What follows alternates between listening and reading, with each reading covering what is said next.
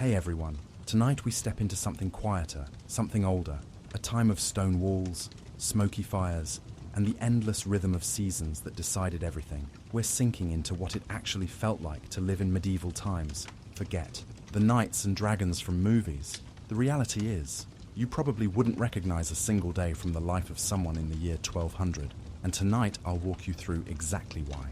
So before you settle in, take a moment to like this video and subscribe, but only if this kind of content genuinely helps you unwind. And let me know in the comments where you're listening from and what time it is for you right now. I always find it calming to imagine all of us drifting off together from different corners of the world. Now, maybe dim those lights, turn on a fan for some gentle white noise, and let's ease into tonight's journey together. Congratulations, you've just opened your eyes in the year 1284. The good news is you're breathing. The bad news, everything else. Your bed is a thin layer of straw spread over wooden planks, and that straw hasn't been changed in weeks because fresh straw is precious. The smell hits you first, a mixture of old hay, unwashed wool, and the faint sourness of bodies that bathe maybe once a month if water isn't frozen. There's no pillow, just a rolled up piece of rough cloth that serves the purpose. Your blanket is a single wool covering that's been mended so many times you can barely tell what the original weave looked like. The room around you is small, maybe 8 feet by 10 feet, and you share it with your entire family. Your parents sleep on one side, you and your siblings pressed together on the other. There are no separate bedrooms, no privacy, no quiet corners to retreat to. The walls are made of timber and daubed clay, and you can feel cold air seeping through. The gaps where the clay has cracked and fallen away. The floor is packed dirt, hard as stone from years of footsteps, with rushes scattered across it that get replaced when they become too sodden with spilled food and other things you don't think about. You lie there for a moment, listening to the sounds that mark every morning. Your father's cough, rough and wet, the same cough that follows him through every season. Your mother moving around in the darkness, her bare feet making soft sounds on the dirt floor. Outside, you can hear the low lowing of the cow in the tiny lean-to attached to your house, a sound that means milk, which means breakfast might include something more than yesterday's bread soaked in water. Rising from bed means accepting the cold. There's no gradual warming, no heated floors, or thick robes waiting for you. You own exactly 2 sets of clothes, and you're wearing one of them. The other is being mended or washed, which happens when the fabric literally cannot hold together anymore. Your clothes are wool and linen, rough against your skin, dyed in browns and greys because bright colors cost more than your family sees in a year. Your tunic reaches your knees, held together with a simple rope belt. Your hose are wool stockings that come up to your thighs, full of holes that let in drafts.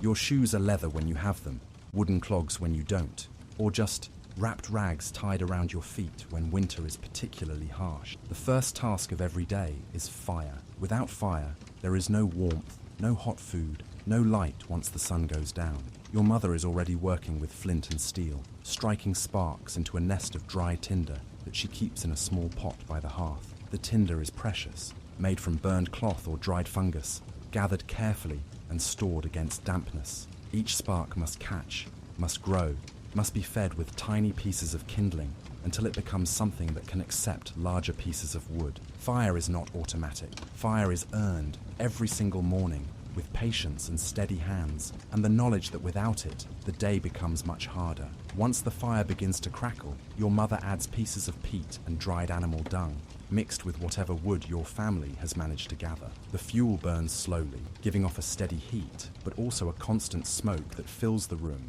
and seeps out through a hole in the roof. There's no chimney, just an opening above the fire pit, and smoke curls through the air, stinging your eyes and coating everything in a thin layer of soot. You've lived with this smoke every day of your life, and your lungs have adapted to breathing air that would make a modern person cough until they retched. The smell of smoke mixes with the other smells of morning, porridge, cooking in an iron pot, if your family has grain, the earthy scent of root vegetables pulled from storage, carrots and turnips that have been buried in sand to keep them from rotting through the winter, the sourness of ale warming by the fire because water straight from the well might kill you, but ale, even weak ale, is safer to drink. These smells wrap around you like a familiar blanket, the same every morning, the rhythm of survival playing out in exactly the same way it played out yesterday and will play out tomorrow. Your breakfast is simple and filling and exactly the same as every other breakfast you've ever eaten. Porridge made from whatever grain your family managed to grow and store,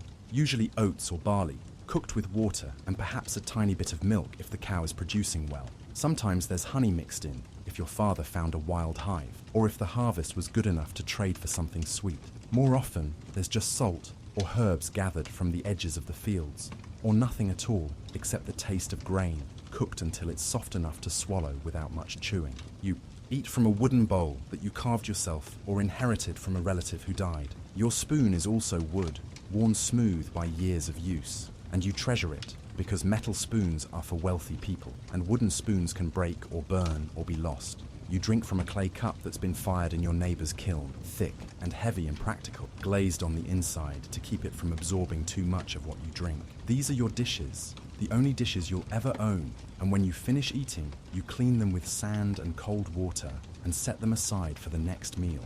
After breakfast comes work, and work means stepping outside into a world that runs on muscle and endurance, and the simple fact that if you don't work, you don't eat. The village around you is small, maybe 30 families scattered around a collection of fields and pastures, and the Lord's manor house on the hill. Every person you know, you've known your entire life. Every face is familiar, every family connected to yours through marriage or friendship, or simply the shared experience of living in the same place, bound by the same seasons, working the same soil. The fields stretch out in long strips, each family working their assigned portions of land. Your family's strips are scattered throughout the village's farmland, some in the good soil near the stream, others on the hillside where the earth is thin and rocky. This scattering isn't random. It's designed to make sure everyone gets a fair share of both good and poor land, because fairness in a medieval village is measured differently than fairness in other times and places. It's measured by survival, by the understanding that if your neighbor's crops fail completely, they might starve, and if they starve, there's one less family to help with the harvest, one less man to help repair the mill, one less household contributing to the village's defenses when raiders come. You walk to the fields through paths worn smooth by generations of feet, paths that connect every important place in your world. The path to the fields, the path to the church, the path to the mill, the path to the Lord's manor house, the path to the woods where you gather fuel and hunt for small game when the Lord gives permission. These paths are your highways, your entire transportation system, and you know every stone and rut and muddy patch by heart because you walk them every day of your life. Working in the fields means bending and lifting and cutting and carrying from sunrise until sunset, with breaks only when the sun becomes too hot or when your body simply cannot continue without rest. You use tools that your grandfather used, tools that his grandfather used, simple implements made of wood and iron that do exactly what they need to do and nothing more. Your plow is pulled by oxen, massive slow animals that require constant guidance and care. Your scythe has a curved blade that you sharpen every morning on a whetstone, because a dull blade means twice the work and half the result. Your hoe has a wooden handle worn smooth by countless hands, and an iron head that you treat like the precious thing it is, because iron costs money, and money is something your family sees only rarely. The work itself follows patterns older than memory. In spring, you break the soil that has hardened through winter, turning it over and breaking up clods with your bare hands when necessary. You plant seeds saved from last year's harvest, spacing them carefully because every seed represents food, and wasted seeds mean hunger later. You pray over the planting, not because you're particularly religious, but because prayer is another tool, another way of trying to influence forces beyond your control. You plant during the right phase of the moon, on days when the old women of the village say the signs are favorable, following traditions that have guided planting for centuries because those traditions have kept people alive. In summer, you tend the growing crops with the intensity of someone whose life depends on their success, because it does. You pull weeds that compete with your grain for water and nutrients. You chase away birds that would eat your seeds before they can sprout. You build scarecrows from old clothes and straw, and you repair them when wind and weather knock them down. You water the plants by hand during dry spells, carrying buckets from the stream or the well, trip after trip after trip, because irrigation systems are for wealthy landowners, not for peasant farmers working scattered strips of land. The sun beats down on you as you work, and there's no shade except what you can create by hanging a piece of cloth between poles and sometimes not even that. Your skin darkens and toughens under the constant exposure, developing a deep tan that marks. You as someone who works outside, someone whose hands are too busy for soft indoor labor, your muscles develop the specific strength of repeated motions, the ability to swing a scythe for hours without stopping, to lift and carry heavy sacks of grain, to walk long distances over rough ground without becoming exhausted. In autumn, the harvest determines whether your family eats well through the winter or struggles to survive until spring. Every grain of wheat, every head of barley, every ear of oats must be cut and gathered and stored before weather can destroy it. You work in groups during harvest time, families helping families, because the work is too much for any single household, and because cooperation is not just neighborly, it's necessary for survival. You cut grain with sharp sickles, moving through the fields in long lines, each person responsible for their section, but aware of the rhythm of the whole group.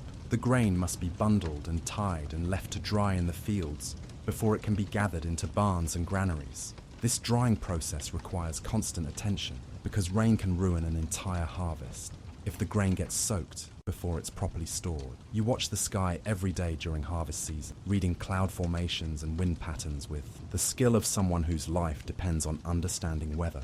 You move grain bundles under cover when rain threatens, then move them back out into the sun when the weather clears. A constant dance between the demands of the grain and the demands of the sky. When the grain is finally ready for storage, it goes into buildings designed to keep it safe from moisture, rodents, and theft. Your family's grain store is a wooden structure raised off the ground on stone, with walls thick enough to keep out rain and gaps small enough to keep out mice. Inside, the grain sits in wooden bins, carefully separated by type and quality, because different grains store differently and are used for different purposes. Wheat makes the best bread, but it's also the most valuable and therefore used sparingly. Barley is hardier and more reliable, used for everyday bread and for brewing ale. Oats are fed mostly to animals, but can be made into porridge when other grains run short. Winter means survival becomes the primary occupation. The outdoor work slows down, but it doesn't stop completely. Animals still need to be fed and watered every day, regardless of snow or ice or bitter wind.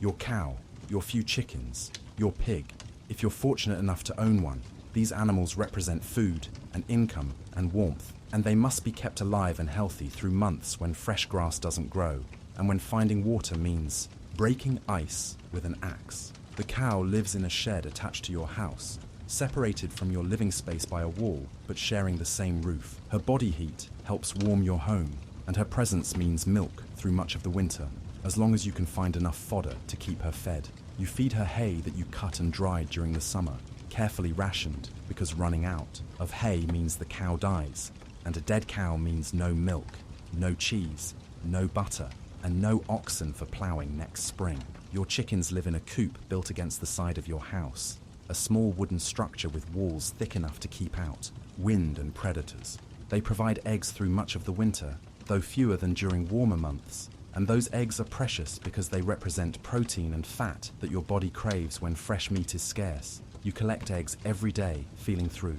the nesting boxes with hands that know exactly where each hen prefers to lay, gathering the warm shells carefully because a broken egg is a meal lost. The pig, if your family owns one, represents wealth and security in a form that can survive winter on scraps and leftovers. Pigs eat anything: kitchen scraps, spoiled grain, roots and tubers that are too damaged for human consumption. In return, they provide meat, fat for cooking and preserving other foods, leather for shoes and belts, and even bristles for brushes and tools. A pig is an investment that pays dividends throughout the year, but only if you can keep it fed and healthy through the lean months.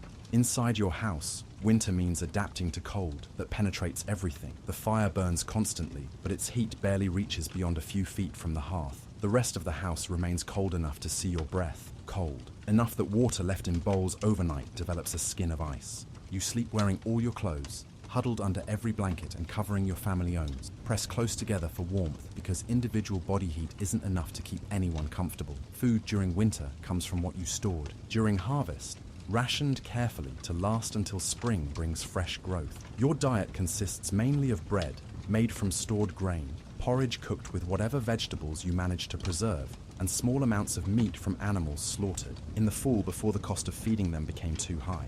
You eat preserved foods, vegetables that have been pickled in salt water or buried in sand, meat that has been salted and smoked until it's hard as leather but capable of lasting for months without spoiling. Bread is the foundation of every meal, but winter bread is different from the bread you ate during harvest time. The flour is coarser, often mixed with other grains to make it last longer. Sometimes it's stretched with ground peas or beans, or even with sawdust when grain runs particularly short. The bread is dense and heavy, designed to fill stomachs rather than please taste buds. You eat it with whatever else is available, soaked in thin soup made from bones and scraps, or spread with rendered fat when your family has been fortunate enough to slaughter an animal. Ale remains the primary drink through winter because it stores better than water and provides calories along with liquid. Your family brews ale in large batches during autumn, using grain that's not quite good enough for bread, mixing it with water and yeast and herbs that add flavor and help preserve the finished product. The ale is weak, much weaker than modern beer, because strong alcohol requires more grain than your family can spare. But weak ale still provides nutrients and energy, and it doesn't freeze in winter the way water does. The darkness of winter means most activity stops when the sun goes down, because candles are expensive and oil for lamps costs more than your family can afford. You live by the rhythm of daylight, waking when the sky begins to lighten, working while the sun provides enough light to see clearly, eating your main meal while afternoon light still comes through the small windows, then settling into darkness that lasts 12 or 14 hours. During those long dark hours, your family gathers around the fire for the few activities that don't require bright light. Your mother spins wool into thread, her hands working automatically while she talks or listens to stories. Your father carves wooden tools or mends leather harnesses by feel as much as by sight. You and your siblings might practice writing letters in the dirt floor or play simple games with stones and sticks, or simply sit quietly and listen to the wind outside and the crackling of the fire inside. Storytelling fills many of those dark hours. Stories passed down from older generation. Stories about people who lived in your village long ago.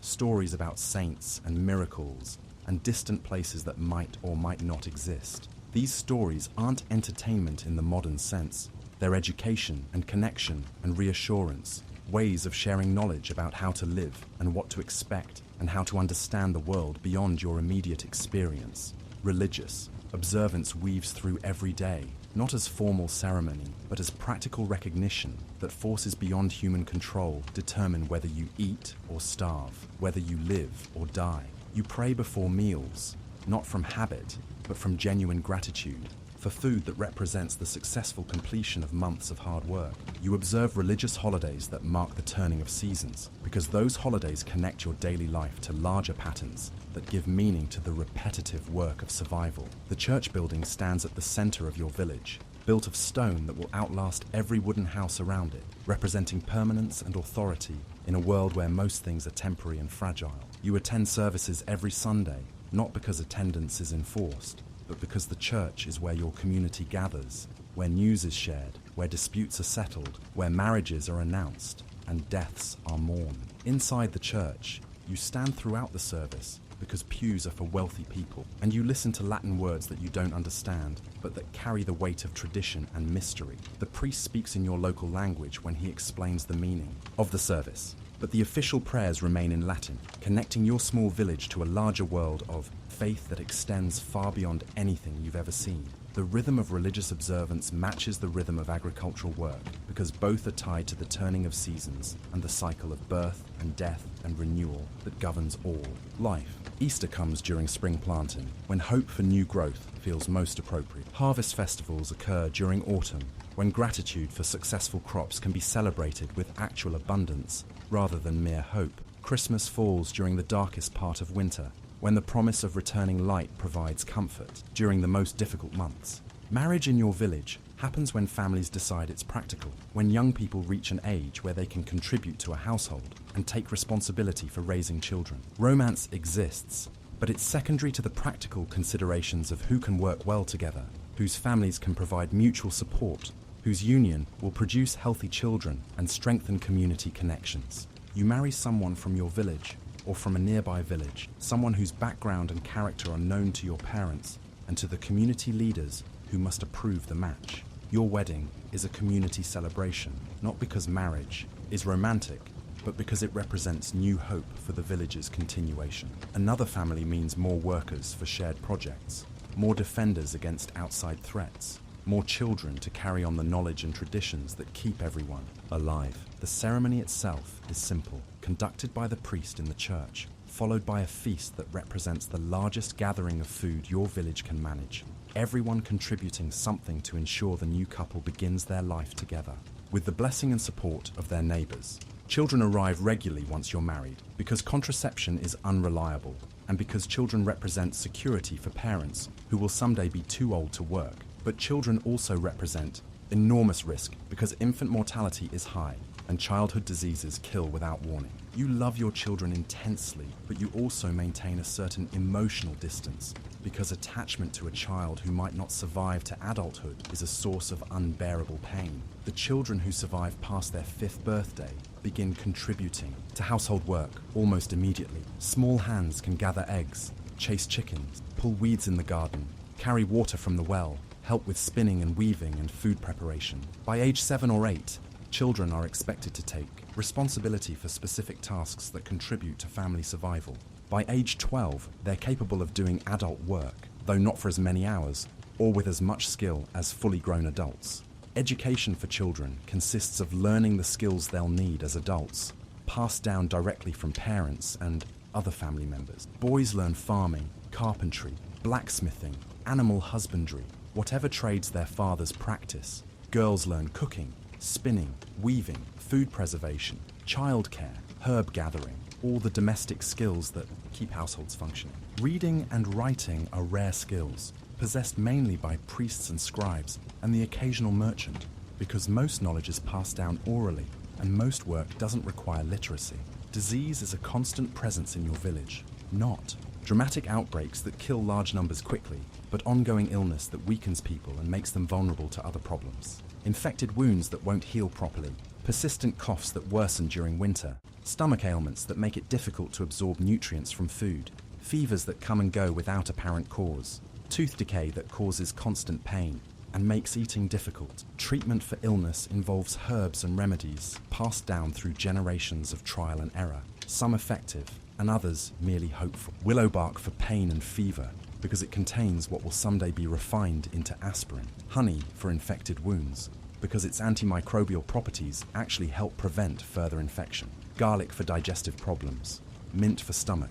Upset, various plant extracts for different symptoms and conditions. The village-wise woman, usually an older widow who has learned herb lore from her mother and grandmother, serves as doctor and pharmacist and spiritual counselor for medical problems. She knows which plants to gather in which seasons, how to prepare remedies that address specific symptoms, when to recommend rest and when to recommend continued work, when illness is serious enough to require special prayers and when it will probably resolve on its own. Death comes frequently enough that it's not shocking, but regularly enough that every family has recent experience with loss. People die from diseases that would be easily treatable in other times and places, from infections that develop after minor injuries, from complications during childbirth, from accidents that occur during routine work. The elderly die during harsh winters, when their bodies can't generate enough heat to survive extreme cold. Infants die from illnesses that their immune systems aren't strong enough to fight.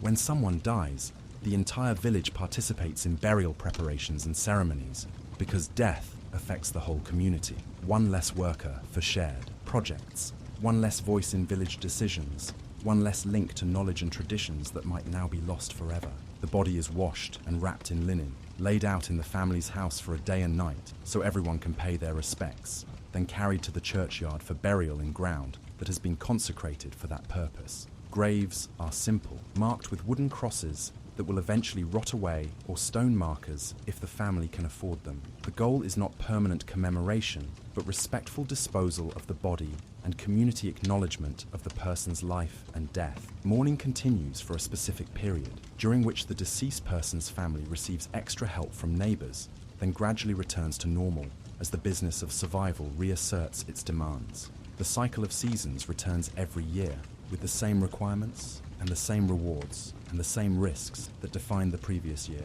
and will define the next year. Spring means preparing soil and planting seeds and hoping the weather cooperates. Summer means tending crops and protecting them from pests and drought and storms. Autumn means harvesting and preserving and storing everything needed to survive until spring returns. Winter means enduring cold and darkness and scarcity while maintaining the animals and tools and structures that make next year's cycle possible. This rhythm continues year after year, generation after generation, because it works well enough to keep people alive and fed and sheltered, and because changing it requires resources and knowledge that exceed what's available to individual families or small villages. Innovation happens slowly when someone discovers a slightly better way to preserve food or build tools or treat illness. And these improvements spread gradually through communities connected by marriage and trade and shared necessity. Your world extends only as far as you can walk in a day and return by dark, because traveling longer distances requires arrangements for shelter and food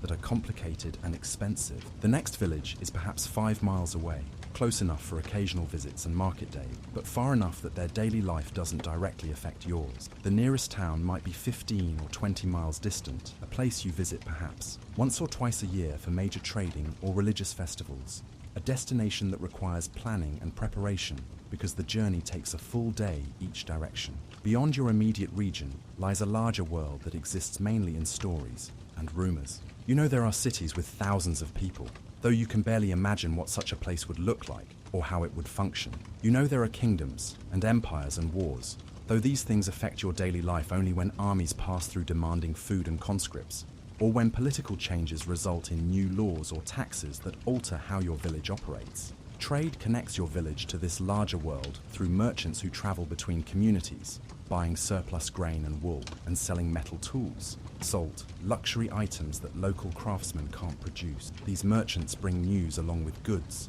stories about events in distant places, information about prices and opportunities and dangers that might eventually affect your life. But mostly, their importance lies in providing access to necessities that your village can't produce for itself: iron for tools, salt for preserving food, sometimes exotic items like spices, or fine cloth that represent wealth and status. Money exists, but most of your economic transactions involve direct exchange of goods and services rather than payment with coins. You trade grain for metalwork, wool for pottery, labor during someone else's harvest in exchange for help with your own projects.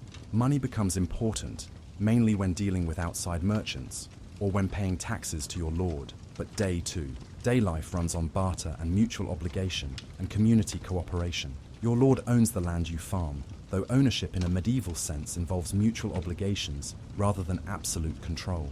You owe him a portion of your harvest, a certain number of days of labor on his domain land, military service if he's called to war, and various smaller payments and fees that mark your dependence on his protection and authority. In return, he provides security against raiders, access to his mill and bakehouse, judgment in disputes that can't be resolved at the village level, and representation in the larger political structure that governs the region. The manor house where your lord lives represents a style of life completely different from yours, with stone walls, multiple rooms, furniture made by skilled craftsmen, abundant food, and servants to handle the work of daily survival. But even lords live simply compared to royalty or church officials, and their wealth consists mainly of land and the agricultural production it generates, rather than the luxury goods and financial instruments that define wealth in other times and places. Military obligation means that young men from your village must sometimes serve in your lord's forces when he's called to war or when the region faces threats from raiders or rival lords. This service involves leaving home during critical times like harvest or planting, risking death or injury in conflicts that may have little to do with your village's immediate interests, and learning skills like fighting and weapons handling that have limited application during peacetime but may be necessary for defending your community. Warfare, when it affects your area, consists mainly of raiding and siege rather than large battles between professional armies. Raiders attack villages to steal livestock, grain, and anything else valuable they can carry away quickly. Defense involves retreat to fortified positions, usually your lord's manor house or a nearby castle, where thick walls and armed men can provide protection until the raiders move on to easier targets. The legal system that governs your life operates through custom and precedent rather than written law, because most people can't read, and because local conditions require flexibility in applying general principles. Village elders and your lord's officials handle most disputes, using their knowledge of past decisions and community standards to determine appropriate responses to theft, injury, property disputes, and other conflicts that arise between neighbors. Justice emphasizes compensation rather than punishment, because punishment doesn't restore what was lost, and because the community can't afford to lose productive members to imprisonment or execution, except for the most serious crime. Someone who steals grain must return twice what they took, if possible, or provide equivalent labor to the injured party. Someone who injures another person must pay for medical treatment and lost work time. Someone who damages property must repair or replace what they broke. The Church provides spiritual justice through confession and penance, addressing moral failings and spiritual crimes that civil authorities can't easily handle. Adultery, blasphemy, failure to observe religious requirements. These matters are handled by priests who assign prayers, fasting, pilgrimage, or other religious penalties designed to restore the sinner's relationship with God and with the community. Technology in your world consists of tools and techniques that have been refined through centuries of use, each designed to accomplish specific tasks with materials and skills available to ordinary people. Your plow is a wooden framework with an iron plowshare pulled by oxen and guided by human hands, capable of breaking soil and turning it over to prepare for planting. Your mill uses water power to turn stones that grind grain into flour, a complex machine, but one that operates on principles simple enough for local craftsmen to understand and maintain. Transportation technology centers on walking, because horses are expensive and carts require roads better than the tracks that connect most. Villagers, when you need to move heavy loads, you use oxen and wooden sleds or simple carts with solid wooden wheels that can handle rough ground but move slowly and require constant maintenance. Rivers provide highways for bulk goods like grain and timber, but river transport requires boats and knowledge of water conditions that limit its usefulness for everyday travel. Communication happens at the speed of walking or horse travel because there are no systems for sending messages faster than physical delivery. News travels through networks of merchants, pilgrims, church officials, and other people whose work requires travel between communities. Important information eventually reaches everywhere, but slowly, and often changed by repetition and interpretation, as it passes from person to person. Building technology uses local materials and traditional techniques that have proven effective for local conditions. Your house is built with timber framing, walls of wattle and daub, and a thatched roof that provides good insulation but requires regular maintenance. The techniques for constructing such buildings are passed down from father to son, modified gradually as experience reveals improvements, but remaining essentially the same for generations, because they work adequately and because major changes require resources that most families can't afford. Metalworking represents the highest technology available in your village, practiced by a blacksmith who serves the entire community and whose skills are essential for maintaining tools and weapons and household implements. Iron must be heated in a forge until it's red hot, then hammered into shape while still soft enough to work. The blacksmith knows how to judge temperature by color, how to control the fire to achieve different heats, how to join pieces of metal together, how to temper finished items so they'll hold an edge and resist breaking under stress. The tools produced by your blacksmith are simple but effective. Knives, axes, hoes, plowshares, horseshoes, nails, hinges, locks, weapons.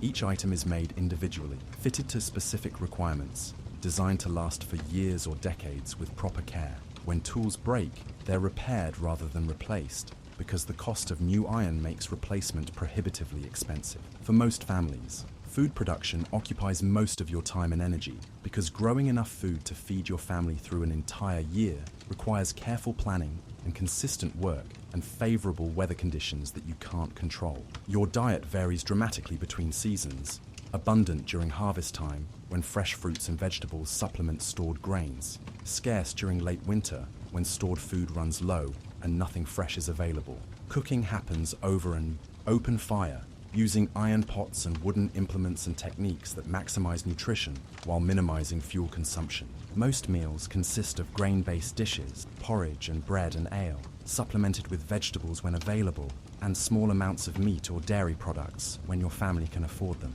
Flavoring comes from salt, herbs grown in your garden, and occasionally spices obtained through trade. But most food is prepared simply and eaten because it's necessary rather than because it's particularly delicious. Food preservation allows your family to eat. During winter months when nothing fresh grows, and during early spring when stored food from the previous harvest begins to run out. You preserve meat by salting and smoking it until it becomes hard and dry, but capable of lasting for months without spoiling. You preserve vegetables by pickling them in salt water, drying them in the sun, or storing them in cool, dark places where they won't rot quickly.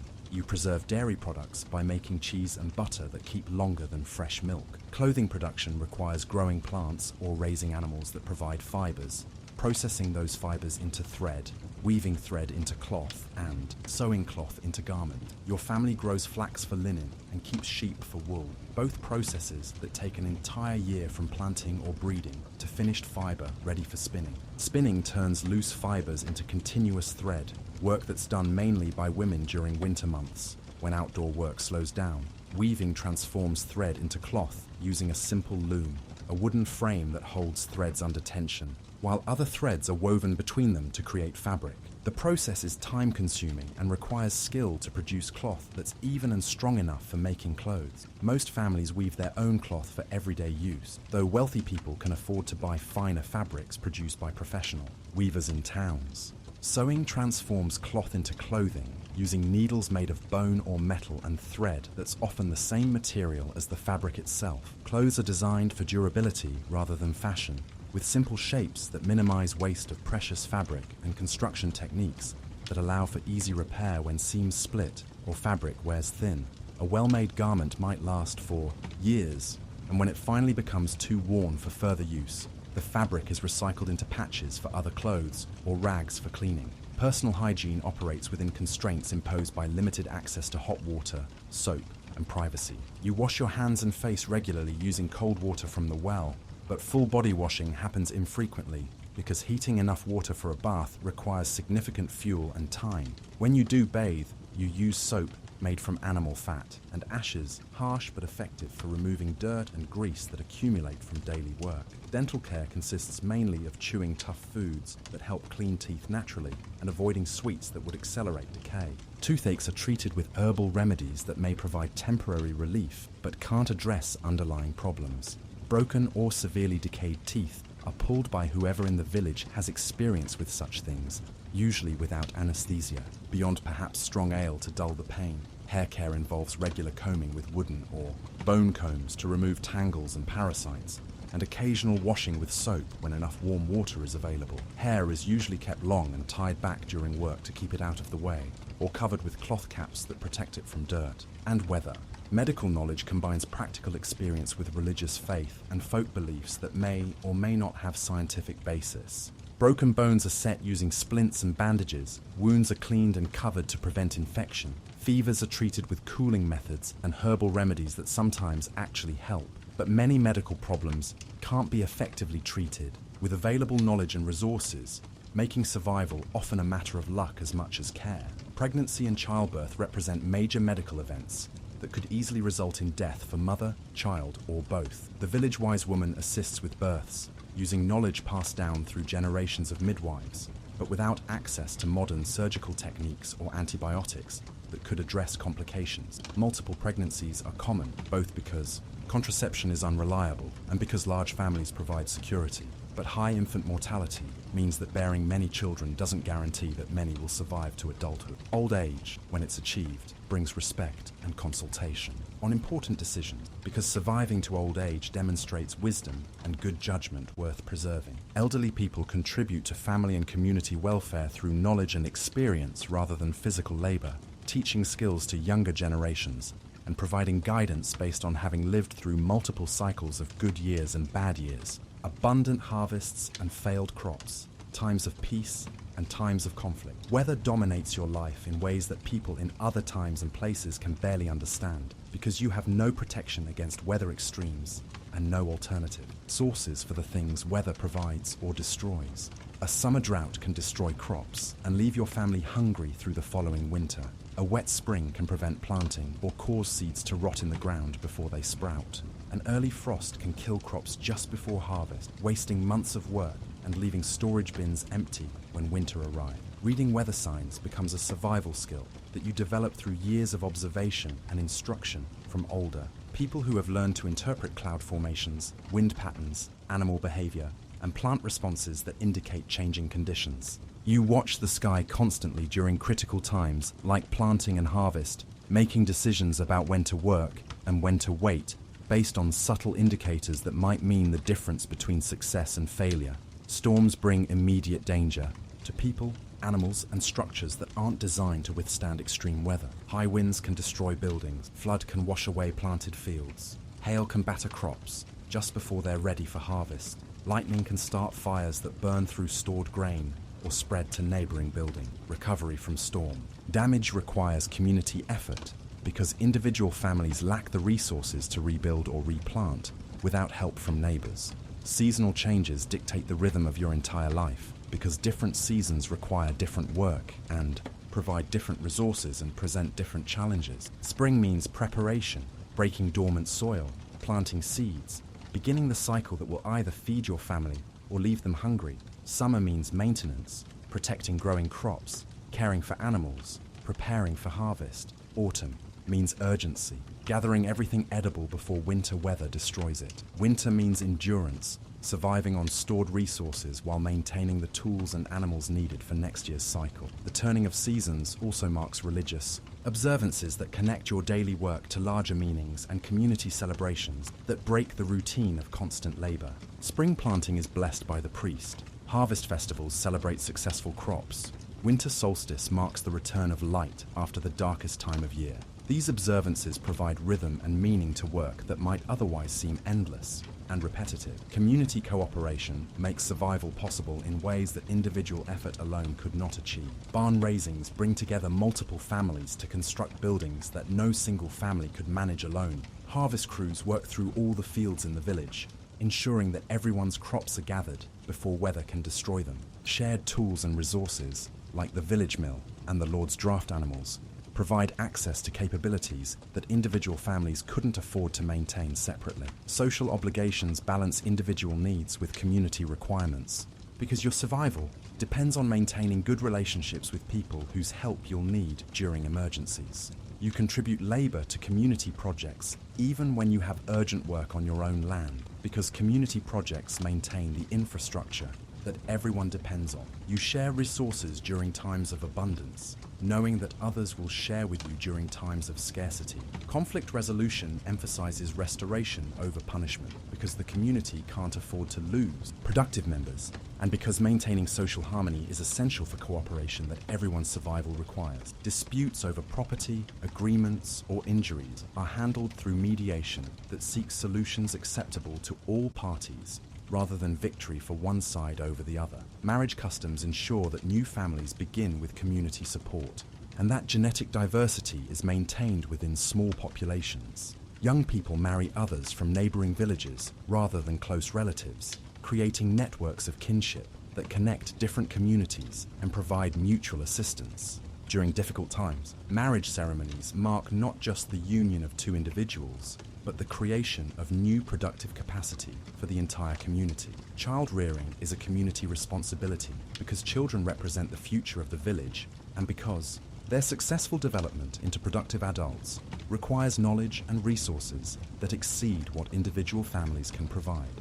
Children learn skills from multiple adults, not just their parents, and are cared for by neighbors when their own families face emergencies or difficulties. Economic exchange operates through relationships and reputation rather than anonymous. Market transactions, because most trade involves people who know each other personally and who expect to continue dealing with each other for years or decades. Trust and reliability matter more than competitive pricing, because a merchant who cheats customers will quickly find himself excluded from the networks of relationship that make trade possible. Innovation happens slowly and is adopted cautiously, because changes that fail can mean starvation or death. and because traditional methods have proven themselves through generations of successful use. New techniques are tested carefully on small scales before being adopted more widely, and improvements that work well in one village spread gradually to neighboring communities through marriage and trade relationships. Knowledge preservation relies on memory and oral transmission rather than written records, because most people can't read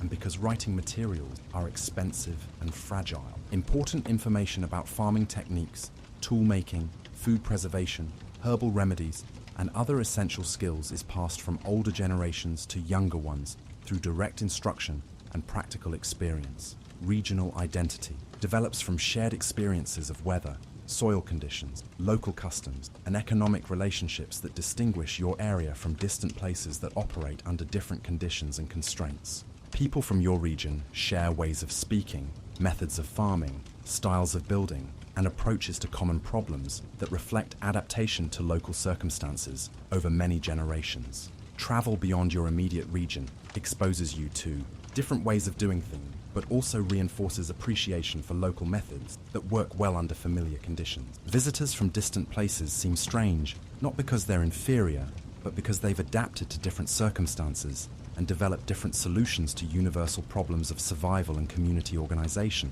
Trade relationships connect your village to a larger economic network that allows specialization and exchange of goods that can't be produced locally. Salt comes from coastal areas, metals from mining regions, luxury goods from distant craftsmen whose skills exceed what local artisans can achieve. These trade relationships depend on transportation networks, communication systems, and political stability that extend far beyond what any single village can control or influence. Political authority operates through personal relationships and local custom rather than written law and bureaucratic institutions, because most people can't read and because local conditions require flexibility in applying general principles. Your lord makes decisions that affect your daily life, but those decisions are constrained by tradition, community expectations, and practical limitations that prevent arbitrary exercise of power.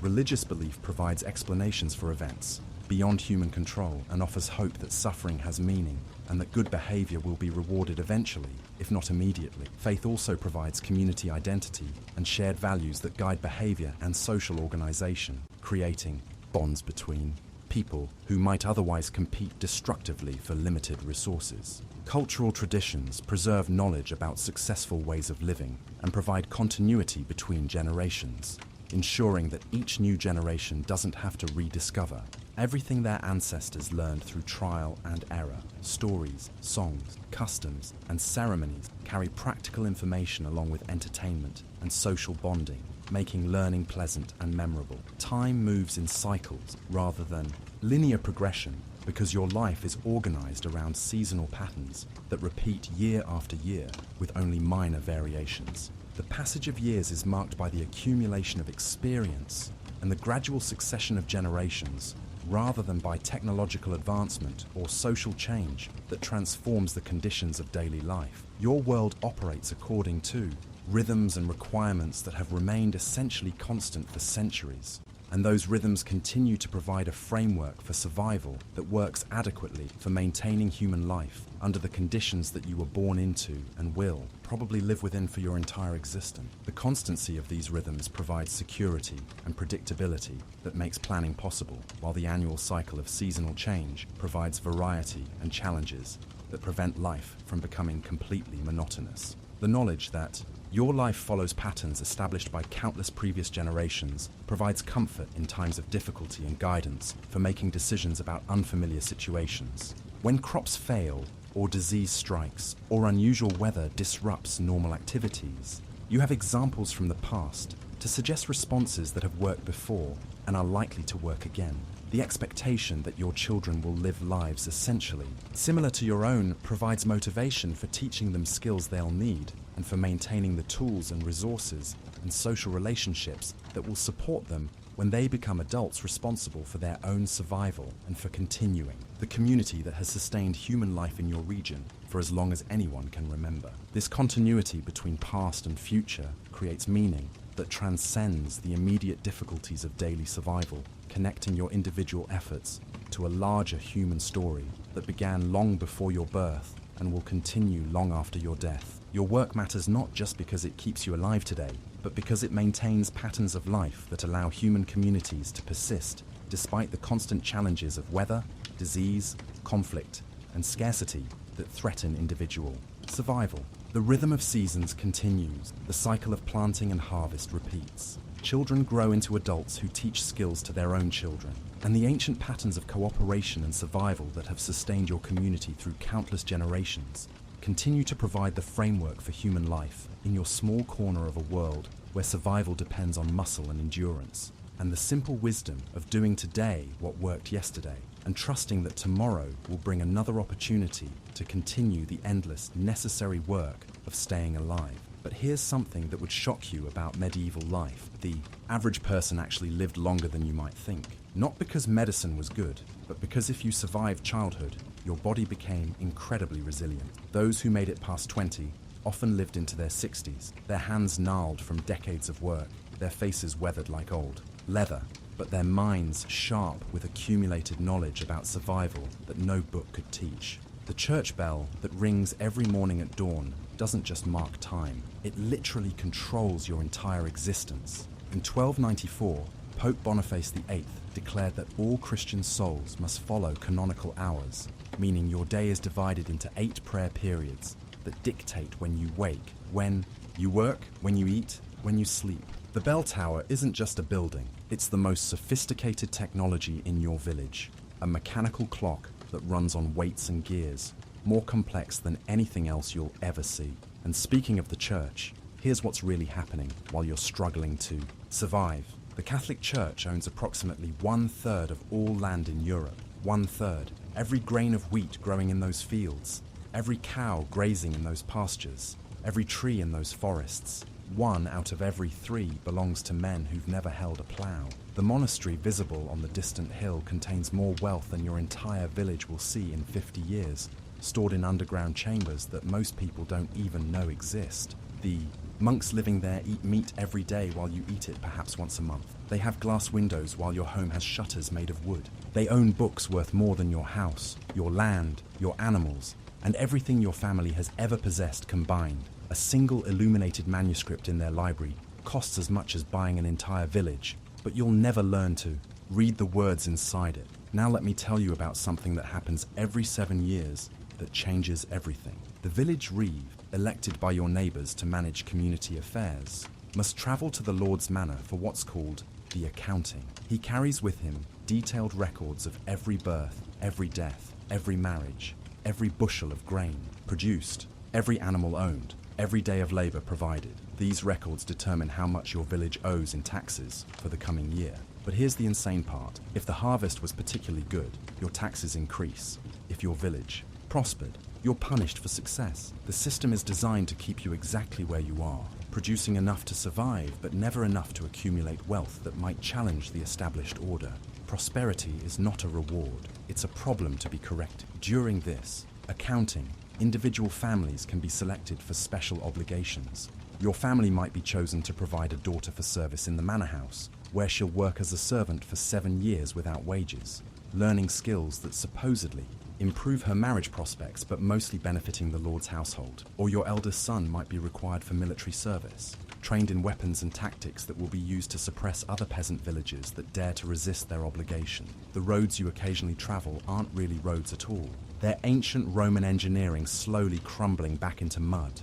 The stone foundations laid by armies 1,000 years ago still provide the only reliable routes between settlements, but nobody knows how to maintain them properly anymore. When a bridge collapses, it stays collapsed until someone with enough money decides the route is worth repairing, which might take decades. This is why news travels so slowly and why your world feels so isolated. A journey that took Roman messengers one day now takes a week, not because people move more slowly, but because the infrastructure that enabled rapid movement has degraded beyond repair. The empire that once connected your region to distant lands through reliable transportation networks has been replaced by a collection of independent lords who see roads as someone else's responsibility. Markets exist, but they operate under rules that would seem insane by any other standard. The lord of each territory grants monopolies for essential goods, meaning only one person in your area is allowed to sell iron tools, Only one merchant can trade in salt. Only one family can operate a mill for grinding grain. These monopolies ensure steady income for the lord through licensing fees. But they also mean you have no alternatives when prices become unreasonable or quality becomes poor. The miller who processes your grain into flour takes a portion of every batch's payment, but he also has the exclusive right to all milling in your region.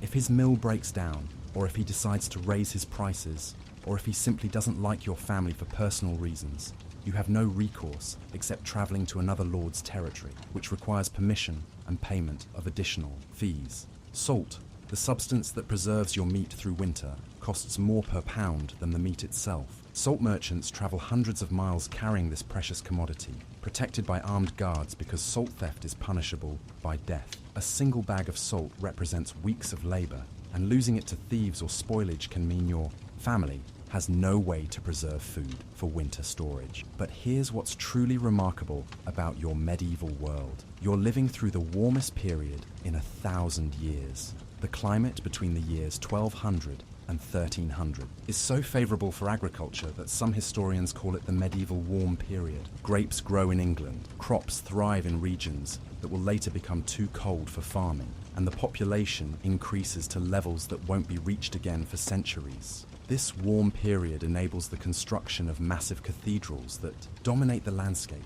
because agricultural surplus means some people can be freed from food production to work as stonemasons, carpenters, glassmakers, and artists. The cathedral being built in the distant city requires the labor of thousands of workers over decades, funded by donations that represent the accumulated wealth of entire region. Yet even during this time of relative abundance, your daily life remains precarious because individual families still depend entirely on the success of their own small plots of land. Good weather overall doesn't protect you from local hail that destroys your specific crops, or drought that affects your particular region, or floods that wash away your planted fields, while neighboring areas remain dry.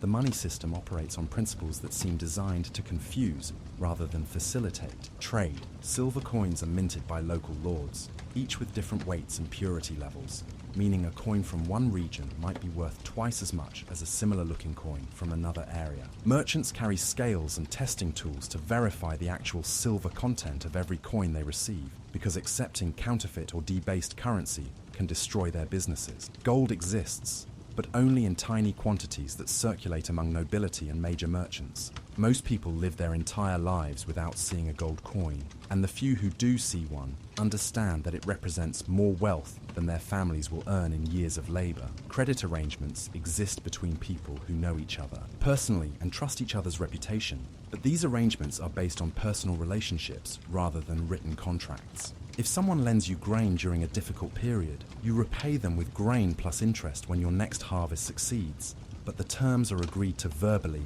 and enforced through community pressure rather than legal documents. Now, here's something that will completely change how you think about medieval life. The food you eat contains more nutrients than modern food, but it also contains things that would horrify you. Your bread includes mouse droppings, insect parts, and occasionally small stones from the grinding process. These aren't considered contamination. They're just accepted parts of food production that can't be completely avoided. Your ale, which you drink instead of water because it's safer, is brewed in containers that are never fully cleaned because soap is expensive and hot water requires fuel. The fermenting process kills most harmful bacteria, but it also creates alcohol content that keeps you mildly intoxicated throughout most of your waking hours. Medieval people aren't drunk, but they're not completely sober either. Meat, when you have it, comes from animals that lived their entire lives outdoors, eating natural diets, never treated with antibiotics or growth hormone. The flavor is intense, and the texture is tough, requiring slow cooking methods that break down muscle fibers over hours of simmering. But the nutritional content is extraordinary, packed with vitamins and minerals that come from animals eating diverse wild plants rather than controlled feeds. Vegetables grow in soil, enriched by centuries of careful composting using human and animal waste, making them incredibly fertile, but also potentially dangerous. The composting process, when done correctly, kills most harmful bacteria, but mistakes in timing or technique can contaminate entire crops with diseases that spread through communities. The herbs growing in your garden aren't just food seasonings. They're your pharmacy. Thyme contains compounds that actually do reduce coughs and respiratory infection. Sage has antimicrobial properties that help preserve food and treat wounds. Garlic genuinely does boost immune system function and help fight infections. Medieval herb knowledge, passed down through generations of trial and error, accidentally discovered many substances that modern science has confirmed as medically effective. But here's the darker side of medieval medicine.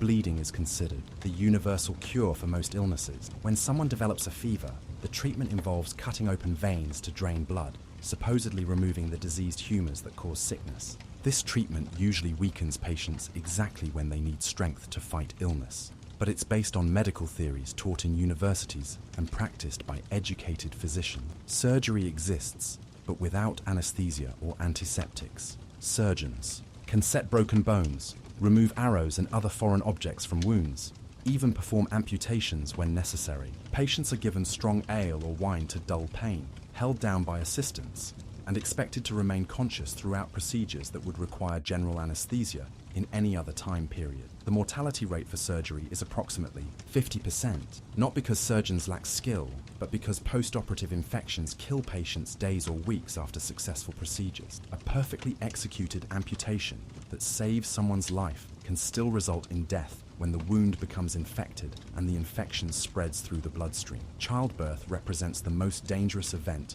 most women will ever experience. Approximately 20% of women die during childbirth or from complications in the days immediately following delivery. Another 20% of babies die during birth or within their first month of life. These aren't tragedies. They're statistics that every family plans for when calculating how many children to attempt having. Midwives develop techniques that actually do improve survival rates, using positions and methods that modern obstetrics has rediscovered and confirmed as beneficial. They understand the importance of cleanliness during delivery, even without knowing about bacteria. They know how to recognize and respond to common complications, but they're working without tools or medications that could address serious problems. The social structure governing your life operates through a complex web of personal obligations that would seem bizarre to people from other time periods. You owe loyalty to your Lord, but he owes protection to you. You owe labor to the community, but the community owes support to you during emergencies. You owe respect to the church, but the church owes spiritual guidance and charitable assistance to you. These obligations aren't enforced by police or courts in the modern sense. They're enforced by the understanding that survival depends on maintaining the network of relationships that provides security and mutual assistance. Someone who consistently fails to meet their obligations finds themselves excluded from community support, which usually means death during the next crisis. Marriage contracts involve negotiations between families rather than romantic choices between individuals, because marriage affects property rights, inheritance laws, labor allocation, and political alliances that extend far beyond the personal preferences of the couple. Young people might have input into these decisions, but their preferences are secondary to practical considerations that affect entire extended families. Divorce doesn't exist in the legal sense, but marriages can be annulled if they're found to have violated church law at the time they were performed. Annulment requires proving that some essential element of valid marriage was missing, such as proper consent, legal age, or absence of existing marriages. These proofs usually require testimony from witnesses and payment of fees that exceed what most families can afford. Remarriage after the death of a spouse happens quickly, not from lack of grief, but from practical necessity.